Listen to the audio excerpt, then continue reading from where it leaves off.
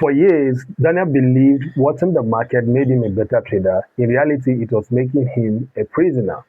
Most traders believe discipline means staying close to the chart, watching every candle as it forms, every tick as it registers, every breakout, every pullback, every small fluctuation that might mean something or might mean nothing at all. Daniel believed exactly that for a long time. He told himself that constant attention was professionalism. He convinced himself that if he looked away, even briefly, he would miss the opportunity that finally changed everything. He wasn't trading anymore, he was guarding the screen. The painful irony was something he couldn't see while he was living it. The more time he spent watching the market, the worse his decisions became. Every small movement became loaded with meaning. Every minor pullback triggered a reaction, and the chart has stopped being a tool and had become an obsession that looked from the outside like hard work. The breakthrough came on a rainy Wednesday when someone asked him a question so simple and so direct that it completely changed the way he traded from that point forward. Months has passed since Daniel had rebelled his mornings. His journal had become as natural a part of his day as breakfast. His emotions were steadier than he had ever been. His decisions carried a deliberateness that hadn't been there before, a quality of choice rather than a reaction. Yet one habit had refused to leave. He still watched every candle. He would enter a trade and then spend the next 3 hours sitting in front of the screen, tracking every movement. A tiny pullback would quicken his heartbeat. A single green candle would fill him with something close to relief. One red candle arriving at the wrong moment, and doubt would settle quietly back into his chest, whispering questions he couldn't quite silence. None of this was required by his trading plan. There was nothing in his rules that demanded he watch those trades. The stop loss was set, the take profit was set, the trade either worked or it didn't. And his presence at the desk changed none of that. Yet he couldn't stop. Watching the chart had become his own kind of addiction. The particular cruelty of it was that it looked like discipline. It looks like dedication. It looks exactly like the kind of work a serious trader was supposed to be doing. One afternoon, the reality of it finally showed itself clearly. Daniel looked up from the monitors and realized that he had been sitting at his desk for nearly 4 hours. The trade hadn't reached take profit, he hadn't hit the stop loss. Genuinely, very little had happened on during the entire stretch of time. The market had moved a modest number of points in a slow, indifferent drift. Yet, when he tried to think clearly, he felt completely exhausted. He leaned back in his chair and looked around the room. The coffee beside him had gone stone cold. His notebook sat on the corner of the desk, still closed exactly where he had left it that morning. His lunch was on the kitchen counter untouched. He had spent half a day watching something that required almost none of his attention and had drained him as thorough as if he had run a race. That thought settled in slowly, not because it was dramatic, because it was simply uncomfortably true. It was sitting with a question, traders. How many hours have you spent watching a position that your trading plan never actually required you to watch? Sometimes the biggest distraction in a trader's day isn't social media or news alerts or outside noise. Sometimes it's the chart itself. So the following morning, Daniel met Samuel in the park before the sun had fully risen. The air was cold and carrying the smell of damp earth. The city was still moving, mostly quietly around them. People walked dogs along the paths. A few cyclists passed in silence. The market had already opened somewhere across the city, ticking forward without either of them. Daniel reached for his phone almost automatically. Samuel saw it and smiled and said to him, "Leave it." Daniel hesitated, his hand still pathway towards his pocket. "What if my trade needs me?" he asked. Samuel laughed softly, not unkindly. "Does it?" he, he asked. Daniel looked down at the phone, then back at Samuel. Neither of them spoke for a while. They walked slowly along the path while the city moved around them fully. Finally, Samuel broke the quiet. "Tell me something," he said. "When you plant a seed, do you dig it up every 5 minutes to check if it's growing?" Daniel smiled at that. "Of course not." Samuel nodded unhurried. "Why do you do exactly that with your trades?" The silence that followed was different from the previous one. Daniel didn't answer. He couldn't find one, not because the question was complicated, but because the honest answer was so plain, it left him with nothing to say. He had been digging up the seed every 5 minutes. He had been standing over it, watching it, willing it to grow through the force of his attention. He wasn't monitoring the trade, he was searching for certainty. Every glance at the chart was another attempt to predict what was going to happen next. Every refresh was another quiet request for reassurance that everything was going to be fine. The market had never given him that. It simply kept moving in whatever direction it was going to move. That afternoon, Daniel tried something that had never once occurred to him to try before. He placed a trade, he set his stop loss and his take profit, he closed his laptop, walked away from the desk. First few minutes felt almost physically uncomfortable. His mind started immediately. What if price reversed right now? What if I should adjust the stop? What if I should take partial profits early? The question did stay at the desk. If they followed him into the kitchen, into the living room, out into the hallway when he went to get his jacket from the hook near the door. But then something he hadn't expected began to happen. The longer he stayed away from the screen, the quieter those questions gradually became. Not all at once, not dramatically, just slowly like a sound fading as you walk further from its source. Standing in the kitchen making a cup of coffee, Daniel realized something for the first time. Distance from the chart wasn't making him a worse trader, it was making him a calmer one. And calm, he had come to understand, was not a small thing. As the afternoon unfolds, Daniel faces the uncomfortable silence that comes from not watching every candle.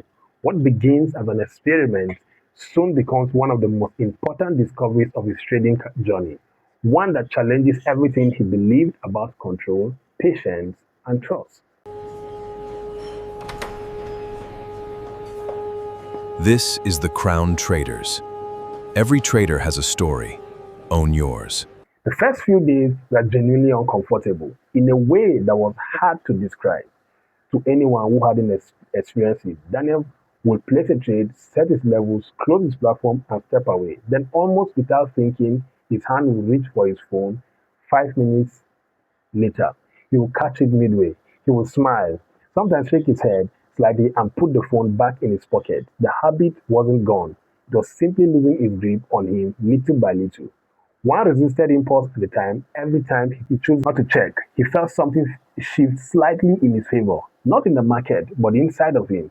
It wasn't the chart he was learning to trust through his process. It was his own judgment, his own preparation, his own plan. One afternoon, he was sitting in the armchair near the window reading when his phone vibrated with a price alert. His heart rate jumped immediately. One brief second, the older version of himself came flooding back. The version that had spent years at the mercy of every notification, every tick, every change in momentum. He grabbed the phone, unlocked it. His thumb found his way directly to the trading view icon. Then he stopped. Samuel's words came back to him clearly, the way certain things do when you needed them at the right time. If your plan changes every time you feel uncomfortable, then it was never really a plan. That's Samuel's voice in his head. Daniel locked the phone. He placed it face down on the table beside his book. Then he found his place on the page again and kept reading. His heart settled after a minute or two. The market kept moving without him watching it. It wasn't easy. It was undeniable progress. Now, on Friday, Daniel and Samuel met beside a quiet lake on the edge of the city. The wind was light and barely disturbed the surface of the water. Everything around them felt unhurried. Samuel crouched down, picked up a stone, and threw it gently out across the water. It skipped twice, then it disappeared beneath the surface. Ripples spread out from the point of entry in slow, even cycles. Then gradually the water settled back into stillness. Samuel stood and looked at Daniel. That's the market, he said. Daniel watched the last of the ripples fade toward the bank. It moves, says Samuel. Quietly, it reacts, and eventually it settles. He paused. But imagine if you stood there staring at those ripples every single second after the stone went in. You did convince yourself something enormous was happening, when really the lake is simply behaving like a lake. Daniel understood it immediately in a way that went beyond the words. Watching every candle had magnified everything. Every small pullback had felt dangerous. Every minor retracement had looked like the beginning of a reversal. Every fluctuation had seemed to demand a response. He had been standing at the edge of the lake, staring at the ripples, treating every small movement as a crisis requiring intervention. The market hadn't been creating the stress. His constant observation had been creating it for him every day for years. The following week, Daniel made a quiet and practical decision. He would only check upon trades at times he had decided in advance. Specific moments built into the trading rather than an open invitation to look whenever anxiety called. No random refreshes driven by restlessness. No emotional monitoring disguised as diligence. No chasing every candle because sitting still felt too passive. The first day of it felt strange in a way that any new discipline does before it becomes natural. The second day was easier. By the end of the week, he sat down on Friday evening and noticed something that made him laugh out loud alone at his desk. His trades that week looked almost identical to trades from any other week. The market had moved exactly as it always moved. The patterns had been what they always were, but his emotions had completely become different. Quieter, more settled, less exhausted at the end of each session, he has spent years mistaking attention for control, treating the two as though they were the same. Now the difference was obvious to him. Watching the market more closely had never given him more control, it had only given him more noise. Imagine hiring a pilot and then discovering that he opened the cockpit door every 30 seconds throughout the flight to ask whether you thought the plane was on course. Will that make you feel safer?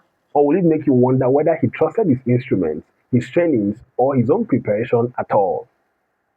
Trading works the same way. Confidence isn't built through constant checking, it's built by trusting the process you prepared for before you ever place the first trade.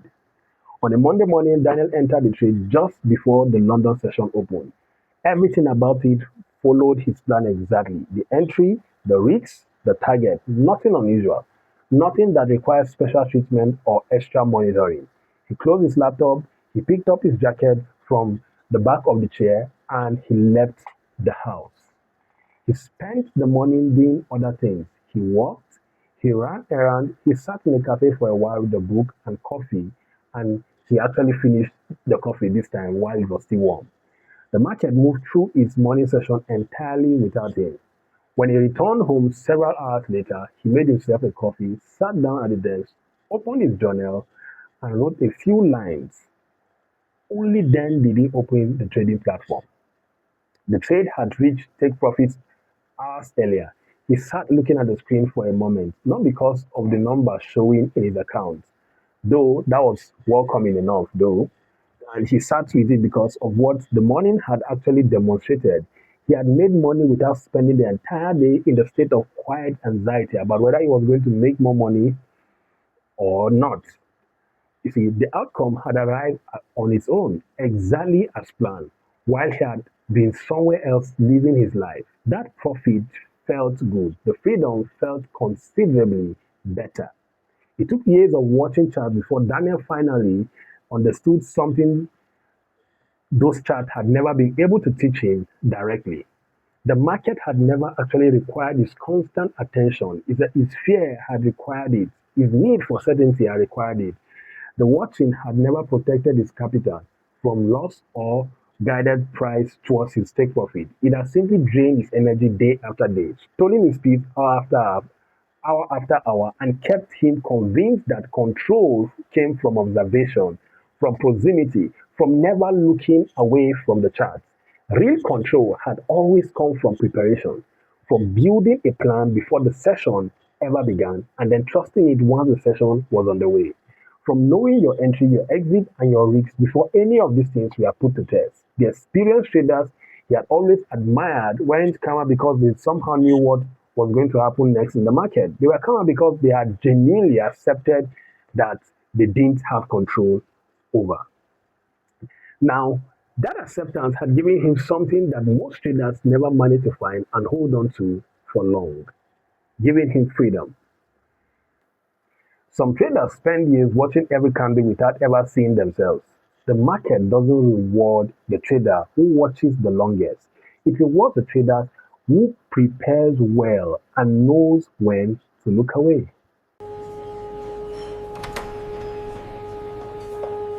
This is the Crown Traders. Every trader has a story. Own yours. For years, excitement felt like success, but the day trading became boring was the day Daniel finally became consistent in trading.